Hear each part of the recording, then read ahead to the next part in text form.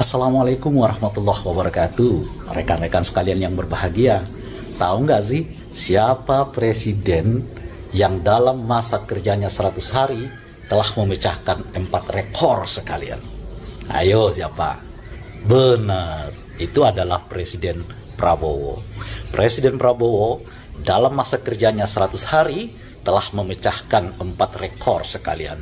Pertama, tingkat kepuasan yang mencapai 80,9% dalam masa 100 hari kerjanya. Nggak ada loh presiden yang kayak begitu. Mbak Jokowi sendiri pun baru mencapai tingkat kepuasan yang ke 80% setelah 10 tahun berkuasa. Yang kedua, ini yang kedua nih, Presiden Prabowo adalah presiden yang dipilih secara langsung dalam masa kerja 100 harinya telah didemonstrasi oleh mahasiswa. Itu presiden yang dipilih secara langsung ya. Yang ketiga, dalam masa kerja 100 harinya, Presiden Prabowo adalah presiden yang sudah dideklarasikan untuk dicalonkan kembali sebagai calon presiden pada pemilu atau pilpres berikutnya. Hebat kan? Dan yang keempat, Presiden Prabowo adalah presiden yang pertama kali menyebut dan meneriakkan kata hidup kepada mantan presiden yang sebelumnya dalam 100 hari masa kerjanya. Luar biasa, 4 rekor sekaligus, dan saya kira belum pernah ada sejarah dalam era kepemimpinan presiden di era reformasi seperti prestasi yang sudah dicapai oleh Pak Prabowo. Selamat. Ya, sobat RH sekalian, kita ambil satu video ya, yaitu mengenai 100 hari pemerintahan Presiden Prabowo, dan kita coba lihat ya secara objektif apa yang sudah dilakukan atau dicapai ya. Jadi jangan hanya sekedar main persepsi, tapi apa yang akan dilakukan atau apa yang kita harapkan ya. Karena pemerintahan yang baru 100 hari rasanya terlalu dini untuk menilainya. Jelas dari awal ketika merekrut para menteri cukup mengecewakan. Tetapi apakah kemudian kondisi sosial ekonomi politik makin buruk? Fortunately, untungnya Prabowo adalah selain dia punya aliansi Jokowi untuk memenangkan pemilu, tapi Jokowi pula yang kemudian menjadi the common enemy sehingga Prabowo banyak terselamatkan. Nah ini yang menarik ya. Jadi orang tidak melihat Prabowo menjadi sebuah hal yang buruk karena masih ada Jokowi sebagai bandingan dan pusat dari kemarahan selama ini ya. Tapi coba kita lihat ya satu perspektif dari HRS ya. Jadi HRS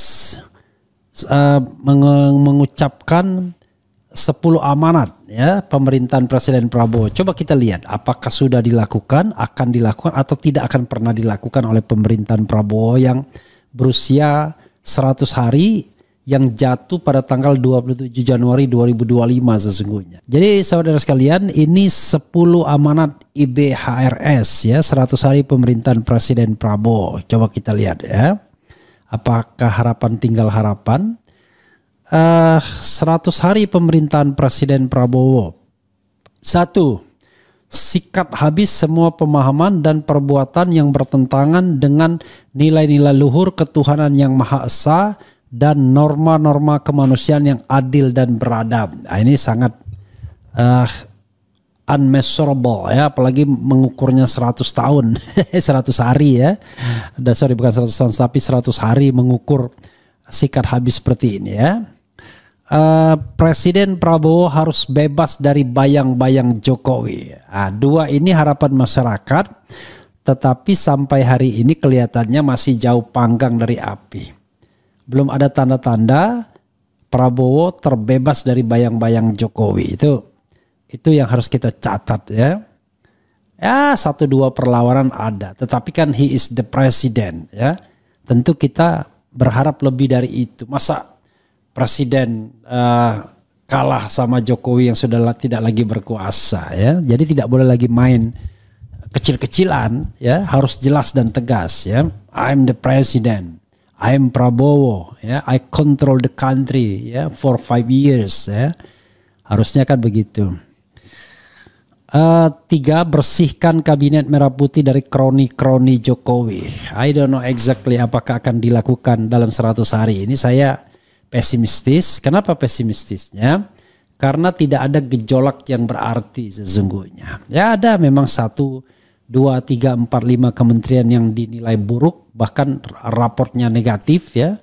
Seperti Menteri Natalius Pigai, Menteri Andri Susanto, Menteri Bahlil Lahadalia, ya, dan sebagian dari mereka adalah orang-orang yang dekat dengan pemerintahan sebelumnya, tetapi sebagian juga tidak, ya, jadi mix up jadinya. Karena itu alasan untuk membersihkan kabinet dari kroni-kroni Jokowi menjadi a big question, karena beberapa orang yang dekat dengan pemerintahan Presiden Jokowi dipersepsi bagus prestasinya. Cuma sobat era sekalian, saya tetap mempertanyakan lembaga atau polling atau survei yang bicara mengenai persepsi, karena persepsi itu relatif sekali, ya. Oke. Jadi 3 ini saya tidak yakin dilakukan oleh Presiden Prabowo, ya. 4, tangkap dan adili Jokowi terkait KKN, kolusi, korupsi, dan nepotisme. Nah, ini yang kita tunggu. Apakah ada keberanian Prabowo untuk mengadili Presiden Jokowi? Yang diinginkan oleh Abraham Samad, ada tradisi bahwa mantan presiden itu harus bisa diadili. Tidak mesti bersalah, tapi paling tidak dia bisa diproses, ya. Kelihatannya juga tidak ada gerakan yang luar biasa, ya, dari pemerintahan Prabowo, hanya mengandalkan sesuatu yang muncul dari masyarakat, ya. Tapi Prabowo sendiri tidak mau mengambil resiko kelihatannya. Kemudian tangkap dan hukum mati semua koruptor, kakap dan sita semua aset para koruptor. Ini yang tidak terjadi. Harvey Muiz malah dihukum ringan dengan tingkat korupsi sampai 300 triliun. Hanya dihukum 6,5 tahun. Kelihatan betul, ya. Jadi tidak ada efek jera kalau kita lihat kasus Harvey Muiz. Nah, cuma masalahnya adalah itu mewakili persepsi orang-orang elit. Kadang-kadang masyarakat banyak tidak begitu. Masyarakat banyak tuh lebih terpengaruh dengan kenaikan PPN dan lain sebagainya. Jadi ini juga jauh panggang dari api. 6, stop semua PSN, proyek strategis nasional yang sengsarakan rakyat. Belum. Tuntutan berat. Lagi-lagi ini adalah persepsi elit, ya. Kemudian 7, batalkan semua pajak buta yang tidak bedakan miskin dan kaya. Nah, ini juga belum jelas, ya. Kemudian 8, tuntaskan tragedi KM50, seret semua yang terlibat ke pengadilan HAM. Ini dilawan saja tidak, disinggung saja tidak, pernah menyinggung soal ini saja tidak. Kemudian 9, proses hukum Fufu Fafa dan semua buzzer RP yang telah sebar hoax dan keonaran nasional. Apalagi ini, ya. Kelihatannya belum ada apa-apa gerakan, ya. Kemudian utamakan meritokrasi dan profesionalisme dalam penetapan pejabat di semua tingkatan instansi negara. Kelihatan tidak, ya, ketika kemudian Prabowo merekrut para menteri. Jadi kalau kita lihat 10 amanat HRS ini, ya tidak ada yang dilakukan dilaksanakan oleh Presiden Prabowo, ya. Jadi kalau misalnya mau dianggap Prabowo kemudian berhasil, maka jangan pakai 10 parameternya HRS ini, tapi pakailah parameter orang-orang kebanyakan yang kadang-kadang juga tidak terlalu paham apa yang terjadi di negara ini, ya. Karena mereka sangat terpengaruh betul dengan politik-politik populis, misalnya pemberian bansos, ya, kemudian kenaikan PPN yang dibatalkan dan lain sebagainya, atau sedikit drama dalam hal penegakan hukum dan lain sebagainya. Tapi hal-hal yang substantif seperti ini jangan harap.